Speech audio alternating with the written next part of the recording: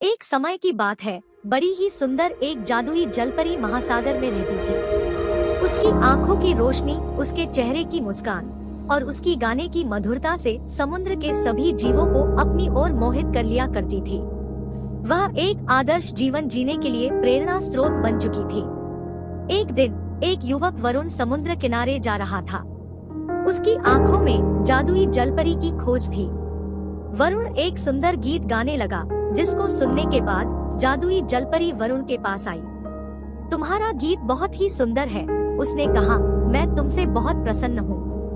वरुण खुशी खुशी जादुई जलपरी के साथ बातें करने लगा और उनका दोस्ती बढ़ती चली गई।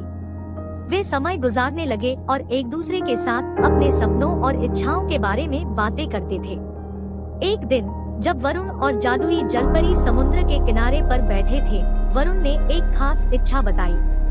उसने कहा, मेरी प्रिय जलपरी, मैं जब से तुमसे मिला हूँ, मेरी यह इच्छा है कि हमें सदैव एक साथ रहना चाहिए। क्या तुम मेरे साथ जमीन भर आने को तैयार हो? जादुई जलपरी धीरे धीरे मुस्कुराई और बिना कुछ सोचे समझे विचार न करते हुए वरुण की इच्छा को मान लिया।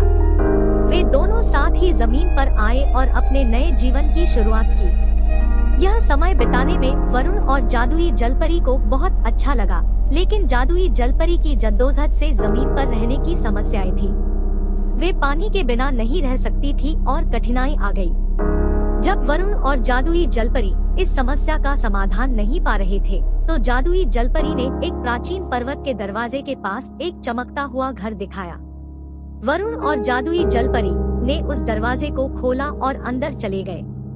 वरुण आश्चर्यचकित हो गए। जब वे उस घर में पहुँचे तो देखा कि वहाँ एक दिव्य शक्ति माता थी, जिनके पास जाकर जादुई जलपरी ने अपना रूप को इंसानी में प्रवेश की और दिव्य शक्ति माता की दिव्य शक्ति लेकर अपनी इंसानी रूप धारण किया और दिव्य शक्ति माता से आशीर्वाद लेकर जादुई जलपरी और वरुण एक नई पहचान शुरुआत करने लगी।